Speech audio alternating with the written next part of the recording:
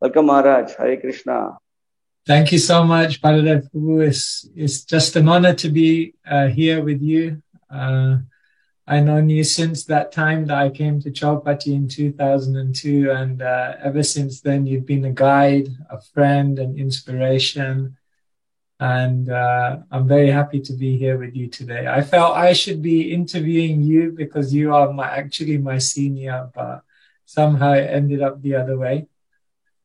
So I'm happy to be here with you, Prabhu.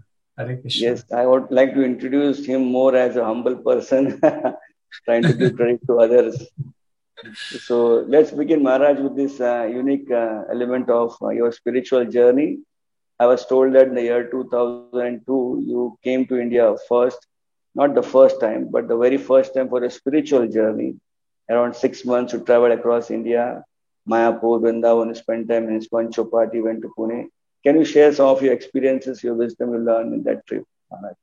Yeah, just to rewind a little bit, I guess I was coming to the temple from birth, but in the mid 90s, when I was 15, about 15 years old, I had somehow a spiritual hunger was growing within me, and I began reading Bhagavad Gita, I began chanting, and I joined the Pandava Sena.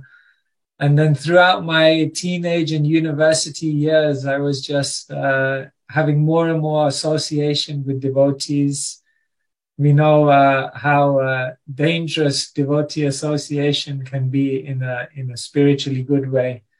So it was creating a hunger within me. And by the time I graduated, I was 21, and I just decided that I needed to take some time out. I couldn't just go into the working world. This Krishna consciousness was capturing my mind, and I thought I have to explore it further. And I had a dual reason to come to India. One reason was just that I needed to get out of London because it was becoming very difficult, very intense, naturally. There were many expectations from friends and family that I would go straight into a job. And when I decided I wanted to explore monastic life, it was quite difficult. So I thought I need to get out of here and go to another space where I can really concentrate better. So that was one thing that was moving me out of London. And then I was being drawn towards India. For two reasons. One, because India is the land of spirituality, the land of Vedic culture. And also we had a very good association with the devotees in Mumbai and Chowpatty. And so we thought that would be a good place to go. So yes, in 2002, we came to India and spent 6 months there at that time. And in that 6 months, we were based in Mumbai, in Chowpatty, living with the brahmacharis.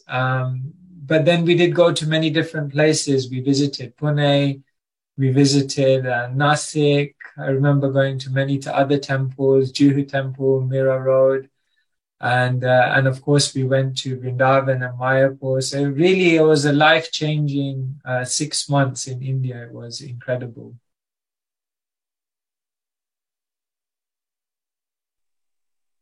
Hare Krishna. Thank you, Maharaj, for reminiscing those wonderful days. I remember I was with you for the short visit you had in Chowpatty, and we were going through many places and also many different programs. Thank you, Maharaj, for remembering those beautiful days. Well, all the audience who are with me, please, if you have any questions as we go through this series of wonderful talk between me and Maharaj, you can please post your questions.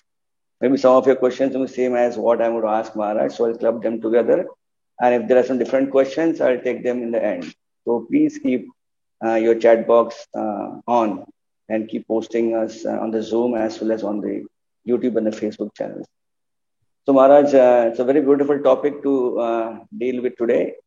Everything changes, but nothing changes. So Maharaj, my first question to you will be that I see that change is a universal aspect of this world. And Krishna himself, when he comes to to this material world, he says, Sambhavami yuge yuge. He comes. But when he comes, he also is very methodical in his appearance. He does reinstitutes dharma. He changes the aspects of dharma, right? Satyuga, different mode of worship. Treta, Dwapar, Kali Yuga. So change is very universal in our life, Maharaj. But often when we hear the word change, we always perceive a fear factor. What can that change bring in? Nah? So I just want to ask Maharaj, why does this happen? That there is always a fear, unknown thing which happens. We perceive when the word change comes in our life. Yeah, change is usually something people don't like at all. Well, of course, I've gone through a change in recent months, and one of the reasons we thought of this topic was because of that change. Because after accepting the renounced order of life, many people come to me and say, like, how has life changed for you since taking that step? And my answer to them often is that it's a very difficult question to answer, because in one sense, everything has changed. And in another sense, nothing has changed. Everything has changed because naturally when you step into an ashram like the sannyas ashram, then your social dealings change, your responsibilities change, the kind of interactions you often have with people change. Everything changes in one sense. But then I looked at the person, I said, in another sense, nothing changes, because I still wake up, I still chant the holy name of Krishna, I still try to absorb myself in Bhagavatam and be a menial servant of the devotees. Sambandha, Abhideya, and Prayojana, that never changes. The sambandha of the relationship we have with Krishna, the abhideya of the practice of Navavidha Bhakti that we do every day doesn't change. And our cherished aspiration to develop prema, Shuddha Bhakti, that doesn't change. And so in that sense, nothing changes. And therefore, we have this dual thing going on in life about how the world is constantly changing. But for a devotee, in one sense, they live in an unchanging world. Now, your question about why we fear change so much, I guess there are different ways to look at it. If you look at it in the highest level, we are Sat Chit Ananda. We're eternal. We're ever existing. We're full of knowledge. We're full of bliss. So in one sense, the soul has a completely steady state. Like, for example, I remember some years ago, I was thinking about fairy tales, and every single fairy tale ends, they lived happily ever after. And if you think about that, they lived happily ever after. To live means to be sentient, so that's chit. To live happily means ananda, and to live happily ever after means sat, eternity. So in fairy tales, when it says they lived happily ever after, actually what they're identifying is the three qualities of the soul, which is sat, chit, ananda. But we know in the material world, no one lives happily ever after, because the material world is asat, achit, and nirananda. It's temporary, full of ignorance, and coming with so many difficulties. So I guess the highest level why we fear change is because our very identity is that we're eternal. We're in a state of complete, ever-existing eternity. And therefore, the idea of constant change doesn't temporary, transient nature is very alien to us. So I guess on the highest level, that's why we don't like change. I guess when you bring it down to the material level a bit more, the other reason we don't like change is because we get attached very easily to things, and we have many attachments. I've noticed how it's so easy for us to get attached. Like, even if you look at devotees in the temple room, when they sit for Bhagavatam class, you'll see that they generally always sit in the same place. Or when they stand in Mangalarti, they stand in the same place. And I was thinking about this one day that, wow, it's so easy for us to become attached. So we have so many attachments. So in one sense, we're eternal, but then we live in a world where we develop so many attachments. And therefore, when things are changing, it feels very alien. It feels very uncomfortable to us. And therefore, we resist change, and we don't like change, and we fear change. And when change happens, then we think we're at a disadvantage. And so somehow we have to learn to live with change, because constant change is the theme of the world. Thank you, Maharaj.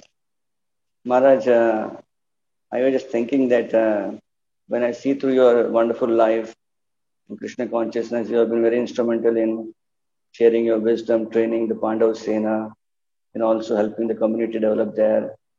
And now you are going worldwide, dealing with various devotees.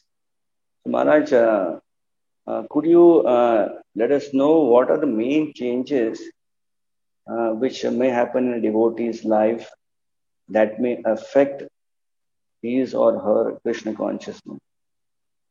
Like some things are very easy going changes, but some could be very challenging also.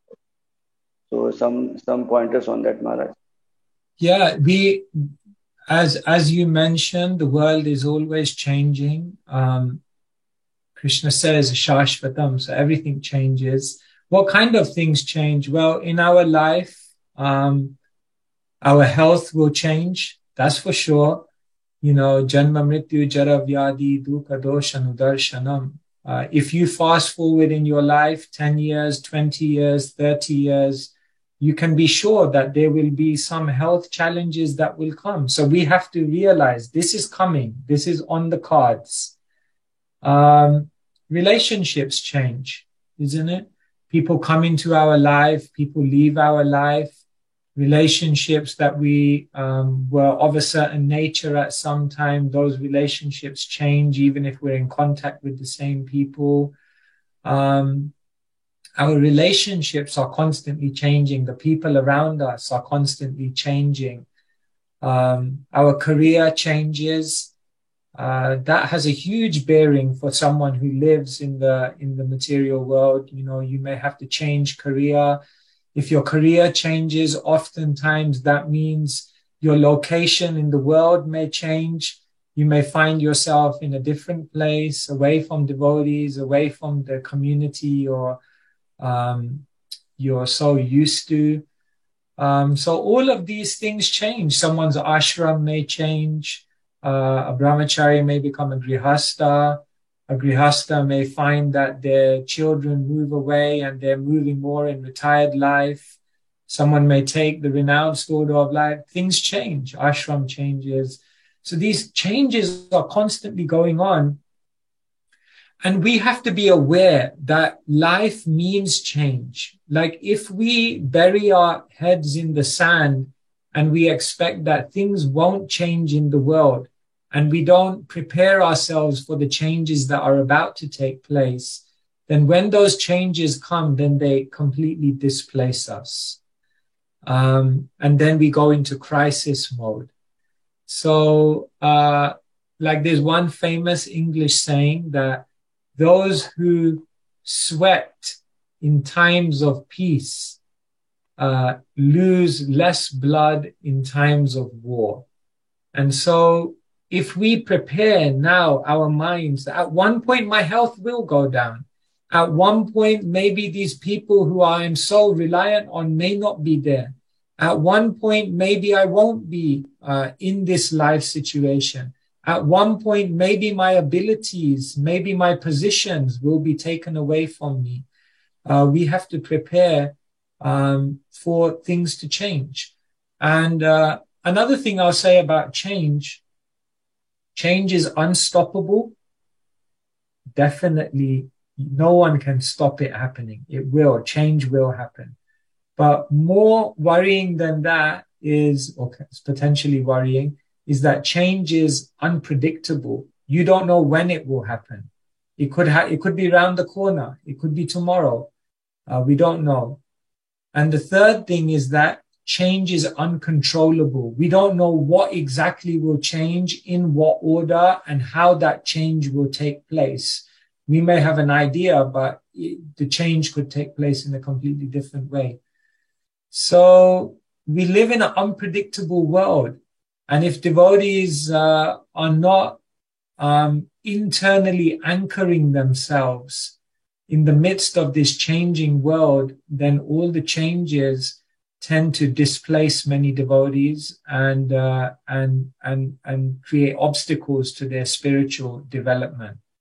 So yeah, this is just something about change. Thank you, Maharaj.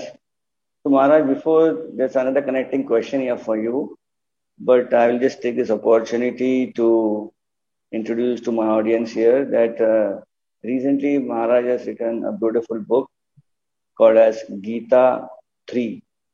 Now, as soon as you hear the word Gita 3, I thought maybe Gita part 3, but there is some mystery behind this number 3. Maharaj, can you just explain what this 3 is all about your book? Oh, yes. Yeah. So this is a new book that we brought out. And yeah, when we say Gita 3, then people say, but I don't have 1 and 2. Can I read 3? So this doesn't mean Gita part 3, but this means looking at the Gita from 3 different angles.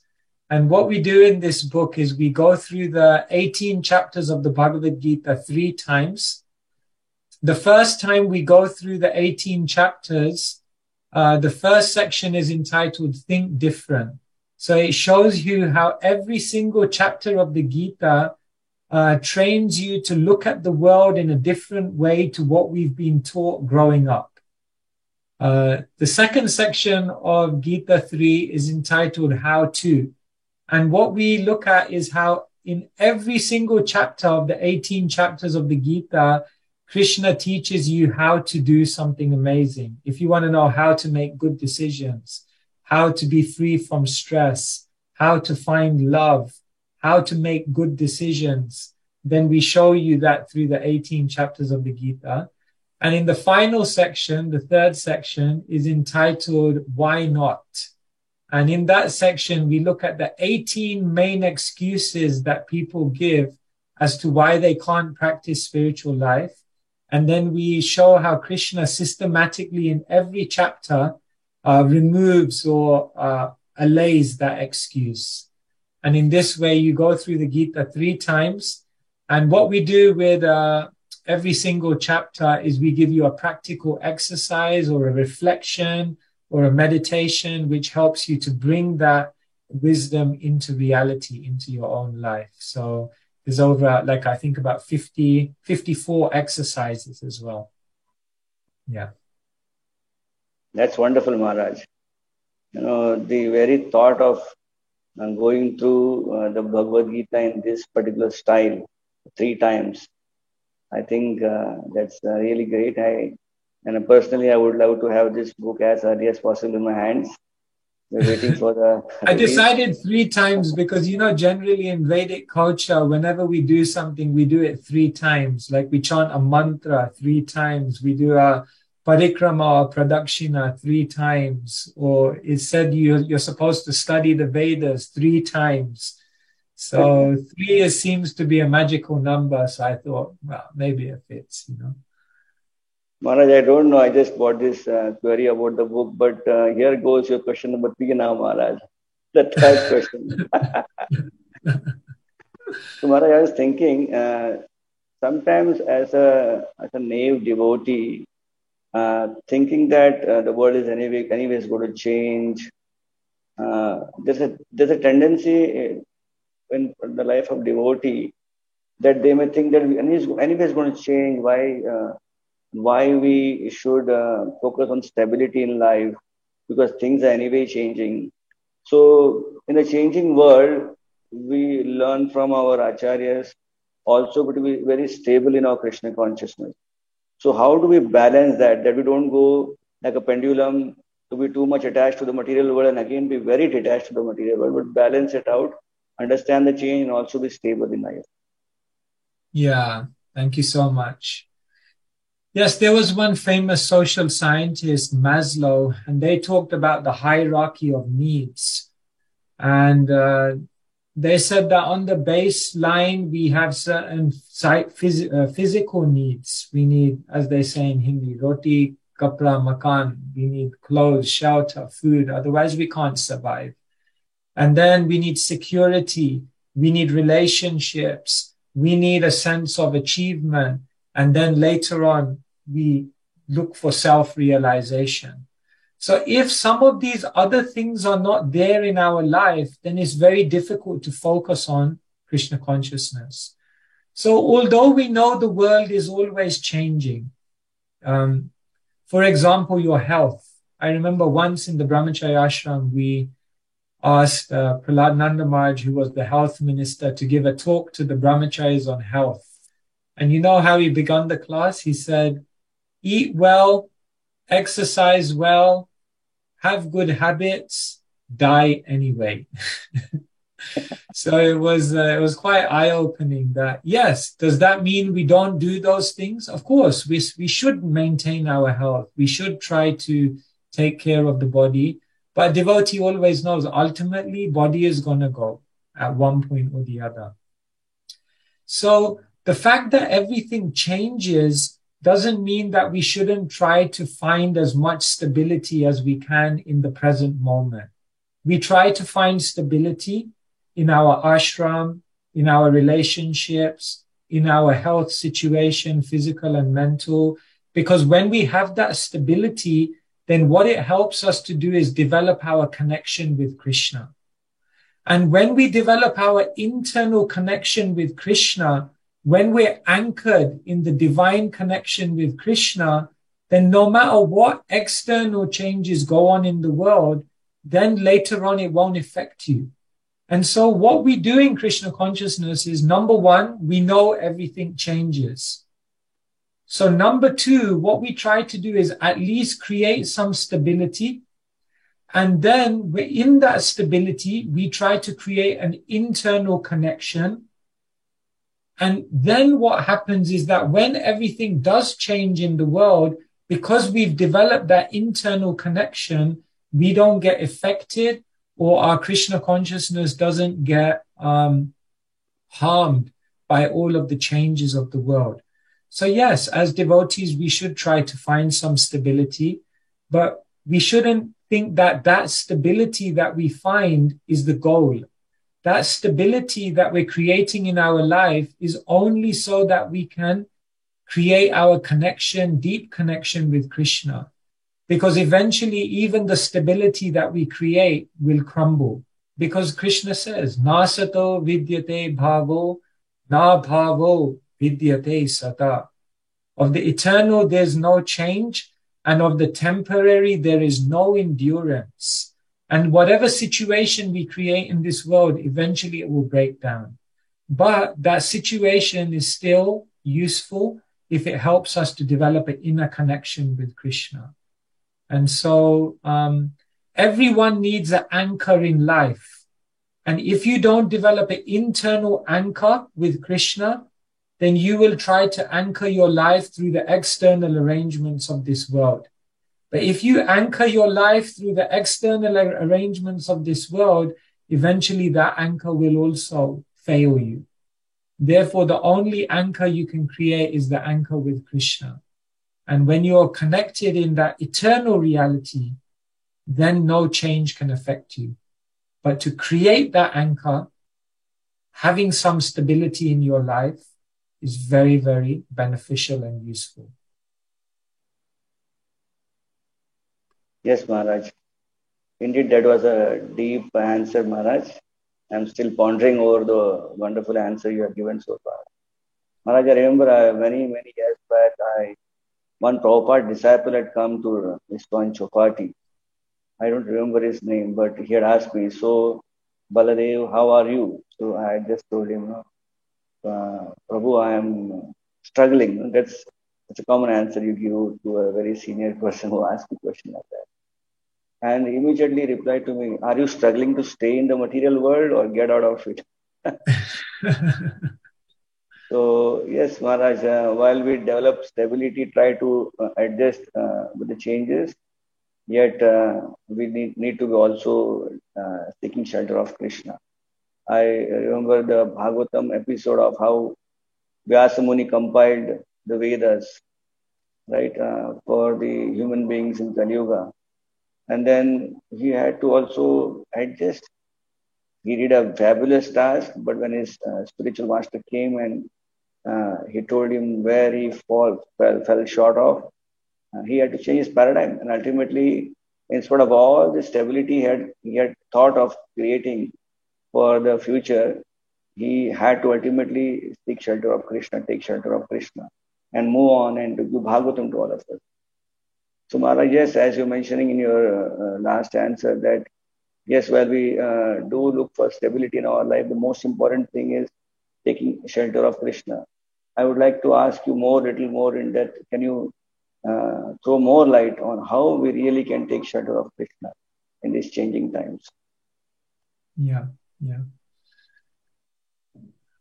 What I'd like to share with you, Baladev Prabhu, and all our devotees on the call is that from what I've observed, if devotees do a few things in their life, then what can happen is that amongst the inevitable changes that they'll experience and challenges of the material world, they'll be able to continue developing in their relationship with Krishna. And I sum this up in a few sutras, and I'll tell you those sutras. First thing is we need to be emotionally connected. Second thing is we need to be practically balanced. Third thing is we need to be internally committed. Fourth thing is we need to be psychophysically situated. And fifth thing is spiritually inspired. So let me just share with you 5 of these things. If you do these 5 things in your life, then you will find you will have incredible resilience in your spiritual journey, even when things around you are constantly unpredictable and changing. The first thing is emotionally connected.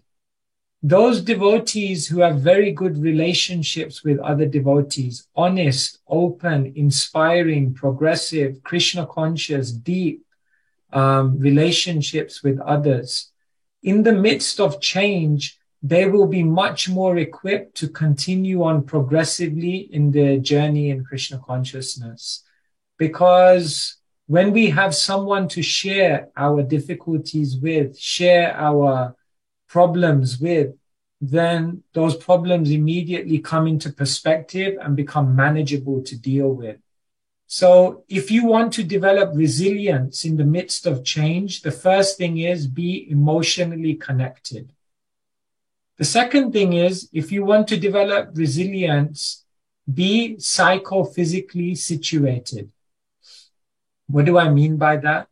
In the 8th canto of the Bhagavatam, we know there's the famous pastime of Gajendra who's attacked by the crocodile. And in that fight, which goes on for 1,000 years, Gajendra, who's much more stronger than the crocodile, is becoming weaker, even though the crocodile is much inferior in strength to Gajendra. And why is Gajendra becoming weaker? Because Gajendra is not an animal of the water. Gajendra is meant to be on the land.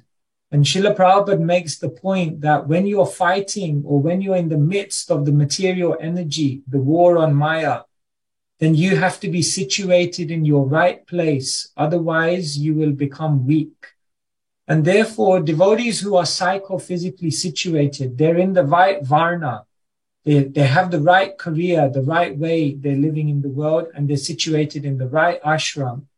Then being situated in the correct varna and ashram can make you much more resilient in times of change. You'll be able to deal with much, much more.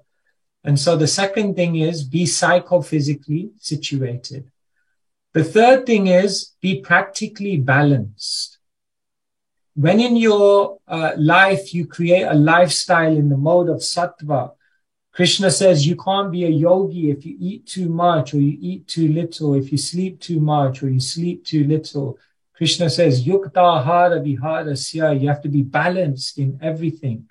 So when you have a balanced lifestyle, then what happens is that your mind and intelligence become much stronger.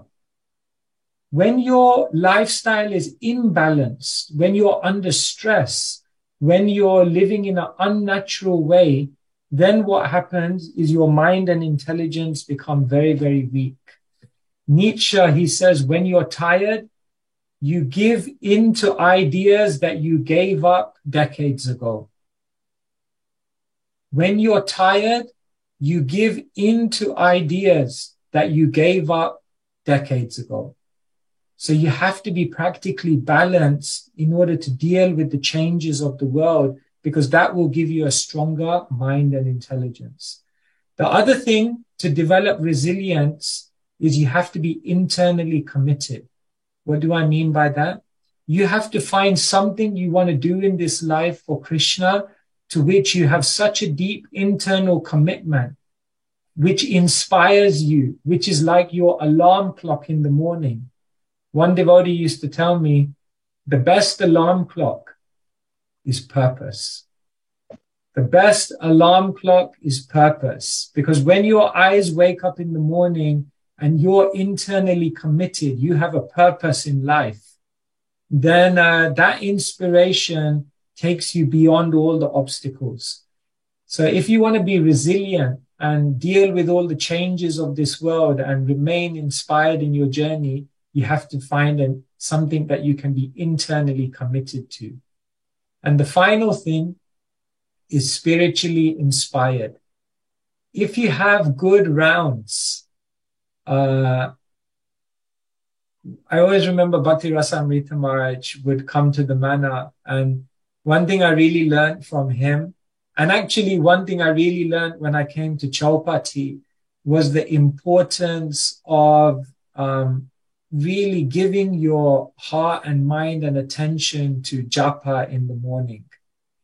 And he used to say, if you get this right, everything else will be all right.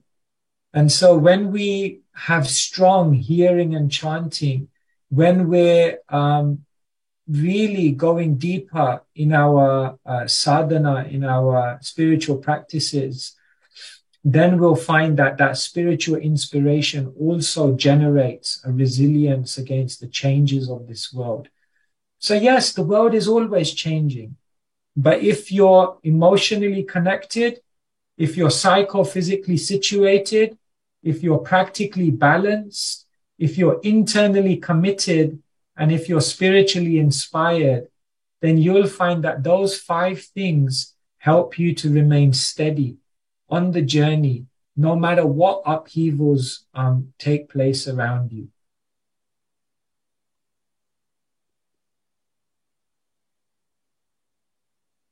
Thank you, Maharaj. Thank you, Maharaj, for that 5 punchlines. I would say you gave us. Maharaj, I wish to ask you so many beautiful questions here, but I'm just strong with so many questions coming on the chat. So let me pick one of that for you right now, and then I'll come back with many more from my own book. One's a very practical thing. I think so. It's come from the Chopati Brahmacharya Ashram. And they mentioning to me, Prabhu, Sutapa Prabhu, or our Swayam Bhagavan Keshav Maharaj now. So we see you as the same person from outside, but since a few months you have taken a sannyas, order of life. So externally you are saying that things have not changed much, but what's the experience you are you are experiencing some kind of a joy or some kind of inner experience in your life, and the change in the way people are looking at you and the way you are supposed to now deal with the world. Can you share some experiences of the recent experience after this really big change, external big change?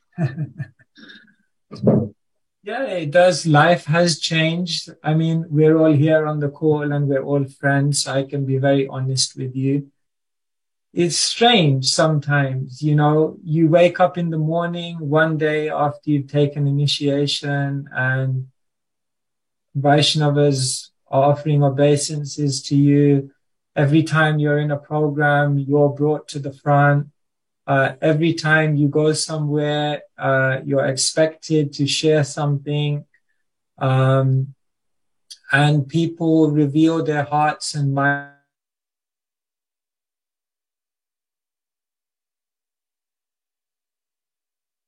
of those things were already there in my life before. But naturally, sannyas, my spiritual master said the sannyas danda is like an amplifier. So it means everything you were doing before, it amplifies it 100 times. So if you are preaching, your preaching is 100 times. If you're getting respect of a certain degree, it's 100 times. And he said to me something interesting. He said the only way you can survive as a sannyasi is that you have to give more than you receive. You have to give more than you receive. So if people are giving you so much encouragement, praise, respect, if they're giving you donations, so many things, then you have to give them more. You have to serve more. And so it has been a change of life. But in one sense, as I said, life hasn't changed. Someone asked me, like, what new problems do you have now that you didn't have before? And if I thought about it, I think the problems are also the same, but just in a different way. Like, for example, when I joined the temple, one of my obstacles was pride, because I knew a few Bhagavad Gita shlokas and, I knew more than my friends and family. So I became proud. And now as a sannyasi, what's my obstacle? Pride, because people give you respect, people bow down to you. So the same obstacle is there, but just in a different way. When I was 21 and I joined the ashram, one of my obstacles was complexity of life. You're 21, you have so many decisions to make, so many plans for the future. Now, what's my obstacle? Complexity. But what kind of complexity? Managerial issues, mediating different things, complex life. So if I look at it, in one sense, the obstacles have not changed. But I'll just say this one final thing. And I think this is relevant for sannyas, but I think this is relevant for anyone in any journey to take note of. One of the most profound things I experienced since accepting the sannyas life is the power of the good wishes of the Vaishnavas. That I felt as though when I took some kind of small risk in whatever I could in my life, I made some sense of a sacrifice to try to serve Krishna in a better way, then that was reciprocated with by the Vaishnavas in terms of them giving many, many blessings and many, many good wishes. And I think the greatest thing I've experienced in this last few months is the power of the blessings and good wishes of the devotees. And therefore I feel that my spiritual life, of course I have a long way to go, but I feel very, very grateful and happy in the way it's going. And that's all because of the blessings of the devotees. So, and how do you get the blessings of the devotees? When they see that you're trying to make some step to serve in a better way, then the Vaishnavas are very kind. And so I think that's been a profound change, the blessings of the devotees in greater quantities. Thank you, Maharaj, for that wonderful answer. Really, it was very heart touching to hear from you your experience as a the new role in the community there. Maharaj, can I ask you one question from one devotee from UK? This devotee is asking, Hare Krishna Keshav Maharaj, thank you so much for your association in the UK. Yeah, the cost of living is increasing here, and therefore devotees will need to now find out alternative roles to be able to pay for the basic needs. Maharaj, how do we cope with the change? Because the need to fulfill basic needs will be more prominent than our spiritual advancement. Yeah. Well, you see, the first thing is a devotee knows how to use every situation to take shelter of Krishna more. When we face challenge, like, there may be a financial crisis, a career crisis. The first and foremost thing a devotee should do is learn that now in this crisis, I have to take more shelter of Krishna. I have to chant with more intensity. I have to pray to Krishna with more desperation. And so everything of this world should push us to take shelter more. That's the first and foremost thing. And if you do that, then in every crisis, you'll make so much advancement, because in every crisis, you'll be taking more and more shelter of Krishna. And that's what Krishna does. You see, Vrindavan was a peaceful place. And then what happened is Krishna came into the lives of the Brajabasis, and Krishna said, why are you worshipping Indra? You should worship Govardhan. Everything was going nicely. Everything was peaceful. Indra was getting his offerings. And then Krishna came in, and Krishna said, no, don't do it. And as soon as they followed Krishna, all hell broke loose. So you see, in our life, Krishna doesn't facilitate Shanti. This is a very important point. Krishna in your life is not facilitating Shanti. Krishna is facilitating prema, bhakti. And in order for you to get prema and bhakti, sometimes you have to go through some chaos, because it's in that chaos that you realize there's nothing in this world for me. There's nothing to hold on to materially. I have to just hold on to Krishna. So in the UK here, we're in a cost of living crisis. Everything is becoming more expensive. Gas, electricity, interest rates may rise, and everyone is wondering how they will survive. And naturally, we have to be practical. We have to put some time and effort into creating a solution for that. But remember, devotional service is apratihata, is uninterrupted. So there can be no material impediment. So in all of those situations of intensity, at least in the morning when you're doing your sadhana, try to do it with more desperation and more reliance on Krishna. And in that way, Krishna will inspire a situation in your life in which you will meet your needs. And eventually, you will have more opportunity to serve him. So what can I say? I'm not a financial advisor, so I can't give you like a quick way how to get out of this problem of the cost of living. But what I can tell you is that if you focus on Krishna, then in all the chaos of the world, you will find an internal anchor. And ultimately, on the material level, everything will work out. Thank you, Maharaj. And while you were answering this beautiful question from one devotee in the UK, I remember about the beautiful life of Shruti Dharam Prabhu and also Janakinath Prabhu, right? And yes, we also got one question about how we saw these great personalities having such a powerful, wonderful life, and when they heard about their disease, how very positively they took it.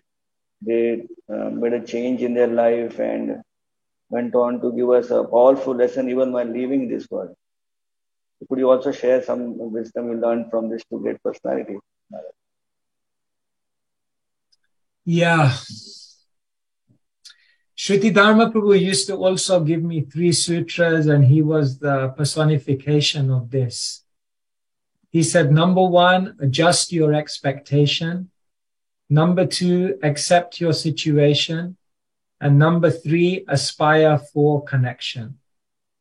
And all the great devotees, they did this.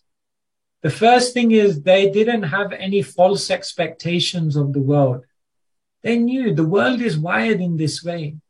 You know, sometimes we get surprised if someone becomes sick. We get surprised if there's some upheaval in the world. We get surprised if some relationship challenge comes. Of course, we're not saying that those things are easy, but in one sense, a devotee should never be surprised because they've adjusted their expectation. They know this is the nature of the world. This is what's going to happen. This is reality of the material sphere. So I saw with Shruti Dharma Prabhu, with Janaki Nath Prabhu, that they had adjusted their expectations when they were told they had cancer, because they didn't have those expectations that, you know, life should go in a certain way. They were able to accept it. I was with Janaki Nath Prabhu when the occupational therapist came and directly in front of him said, "You have 3 months to live." And it was heartbreaking for me, but I saw for him how, because he had adjusted his expectation, he was okay with it. He knew this is the way life is. This is the way the world is wired. The second thing is accept your situation. They didn't just accept their situation, but they embraced it. You see, a devotee thinks, when a situation comes, a devotee thinks, how can I utilize this to get deeper in Krishna consciousness? You see, when a challenge comes, there can be two mentalities, two types of devotees. One type of devotee, when a challenge comes, they think, oh my God, this is going to affect my Krishna consciousness badly in this way, this way, this way, and this way. Another devotee, they think, when a situation comes, they think, what are the unique opportunities in this situation that I can use in order to get closer to Krishna? In your life, you can have two mentalities. Either you can start getting nervous about everything that's going to go wrong, or you can start getting excited about everything that could go right.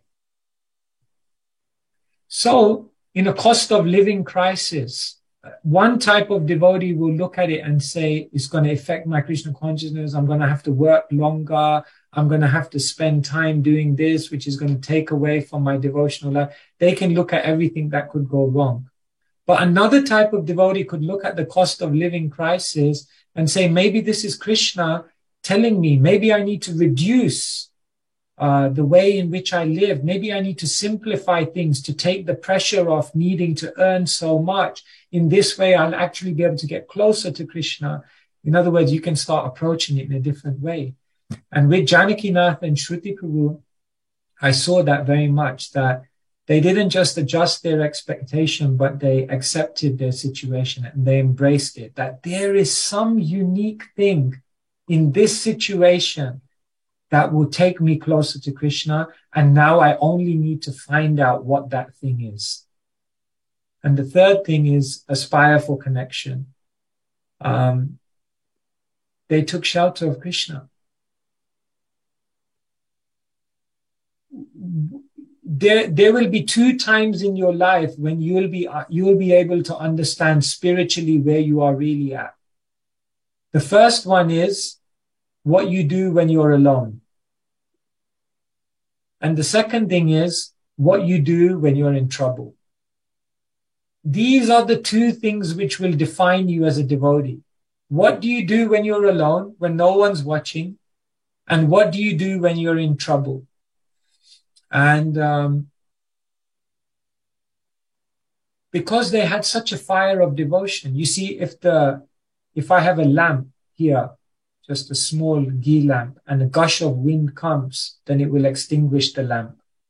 But if there's a raging forest fire and the wind comes, then the fire will get even bigger.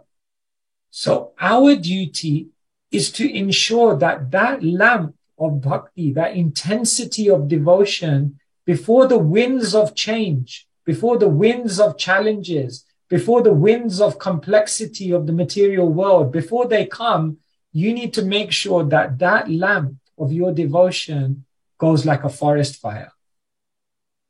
Because if it does, then when all of those things come, your intensity will go exponentially.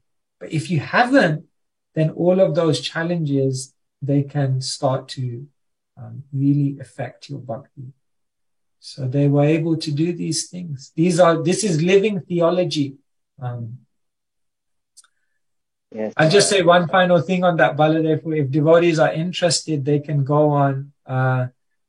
I'm not doing a plug here, but just because it's relevant, they can go to keshavaswami.com, and there are many books there and for free download. And one of them is called Loving Life, Embracing Death.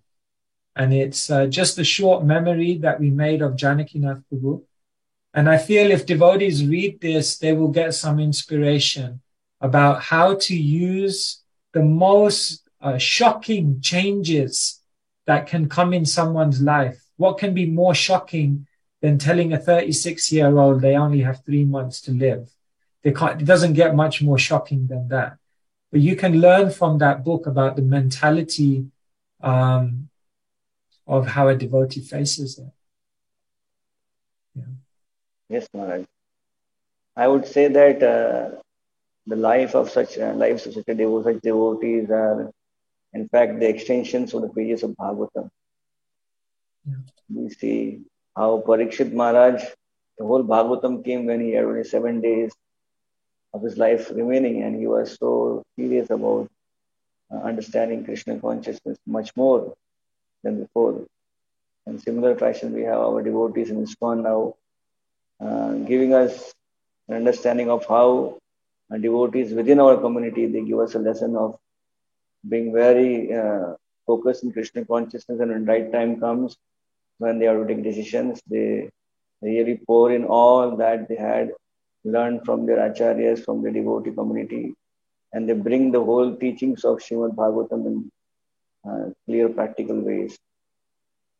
Thank you for that wonderful answer, Maharaj. And I had not read your book, this one. I definitely will download and read through that book also, Maharaj. Maharaj, and many devotees are asking about various questions on other books. One question which also was in my mind many years back, it has come here in form of a question from one devotee. Maharaj, how did you get that idea, beautiful idea of the first book you wrote? I think so, the first book, the Bhagavad Gita, acronym. How the acronym came into picture? Because it's so difficult to get the whole chapter and that to an acronym form and in one page, and just the whole understanding of chapter. That must be really, you must have gone through a lot of days pondering over not just the acronym, but even the essence of each chapter. Maharaj, could you share something on that beautiful book you wrote, Maharaj? Yeah, thank you so much. Of course, our books are just a bridge to Srila Prabhupada's books. Srila Prabhupada gave us the Bhagavad Gita, such an amazing translation of the Gita. And then devotees like Burijan Prabhu very wonderfully in Surrender Unto Me gave such a beautiful breakdown of how to study the Gita. And all I tried to do was try to encourage people to go to those books through my book or my little piece of writing, what I was able to do. And so I thought, if devotees in one word can begin to encapsulate every single chapter of the Gita, then that means if they remember 18 words, then they can remember every single chapter of the Gita in detail. And so I set about with that mission in mind. And of course, I don't want to sit here and tell you I'm like some kind of divinely inspired individual. But somehow, when I began writing, Krishna just inspired these acronyms to come about. And somehow they just kept fitting with each and every chapter. So, for example, the acronym for chapter number 2 is Gita, which makes sense because chapter 2 is contents of the Gita summarized, and G stands for Guru because Arjuna approaches Krishna as the Guru. What does Krishna teach him? What his real identity is. And then Arjun's thinking, but how does that change my life? So then T, 2 dharmas, Krishna teaches him, now you know you're a soul. You have a dharma in this world, but a Sanatan dharma. And A, Krishna tells him, if you do your 2 dharmas perfectly, Atmaram, you become a self-realized soul. So then it fits perfectly because you get the 4 sections of the Gita. The word Gita reminds you of that chapter title, and it helps you to understand why that chapter is called Contents of the Gita Summarized, because the acronym shows that it begins at Guru and it ends with becoming an Atmaram. This is the complete contents of the Gita summarized, the complete journey of spiritual life. So we began writing like this, and then these ideas just came, Chapter 3 is all about karma yoga, and the acronym was TREE. And that fit because the tree is like the ideal example of a karma yogi, a detached worker. A tree gives fruits, but never tastes them. A tree gives shelter, regardless of who it is. A tree does its duty all year round. A tree, if it's cut down, it always grows back. So you think like a tree, this is like the perfect karma yogi. And chapter number 3 is about karma yoga. So that means it's a good acronym for chapter number 3. And then TREE perfectly encapsulate the 4 sections. So it just came about. Krishna inspires us. But ultimately, Srila Prabhupada's really given us the knowledge, and the Vaishnavas have given the study guides. And I guess what we did was just put some kind of packaging on it so it's easy to remember. But that's what we tried to do.